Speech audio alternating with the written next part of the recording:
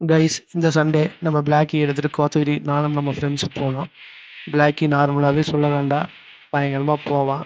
அது ஹில்ஸ்னால் அவனுக்கு ரொம்ப பிடிக்கும். சும்மா படுத்து படுத்து எந்திரிச்சு போனான். அப்போ பார்த்து ஒரு கேடிஎம்மை நம்ம பிளாக்கி வந்து டென்ஷன் பண்ணி ஓவர்டேக் பண்ணி போயிடுச்சு. குடும்பமான நம்ம பிளாக்கி அவனை துரத்திட்டு போய் அவனை முன்னாடி ஒரு சீனை போட்டு மலை ஏறிட்டு இந்த ஸ்பாட் ரீச் ஆகிட்டோம். இது கோத்தகிரிக்கு முன்னாடி வர ஒரு செக் போஸ்ட்டு. இந்த செக் போஸ்ட்லேருந்து நேராக வந்தீங்கன்னா ஒரு 200 மீட்டர்ஸில் வந்து ரைட்டு ரோடு கீழே இறங்கும். கரெக்டாக இந்த இடம் தான் வருங்க. இந்த இடத்துல வந்து இந்த ரோடு தான். நீங்கள் பார்த்தீங்கன்னா ரைட்டு கீழே இறங்கும். இந்த ரோட்டில் கீழே உள்ள போனீங்க அப்படின்னீங்கன்னா இங்கே கோணிக்கரைன்னு கிராமம். அருமையான ஹிடன் ஸ்பாட்டுங்க. வெயில் அதனால் தண்ணி கம்மியாக இருக்குது. பட் மழை காலத்தில் வந்தீங்கன்னா தண்ணி நிறையா இருக்கும். நல்ல ஒரு காமான குவைட்டான பிளேஸு. ஃபுல்லாக பச்சை பசேன்னு இருக்குங்க.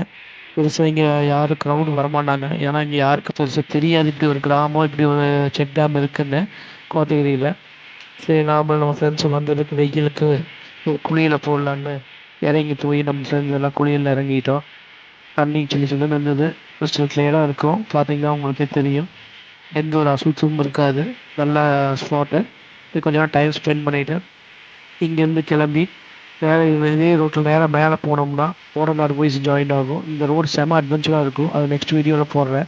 இதை பிடிச்சிருந்தா லைக் பண்ணுங்கள், சப்ஸ்கிரைப் பண்ணுங்கள், ஃபாலோ பண்ணுங்கள். தேங்க்யூ.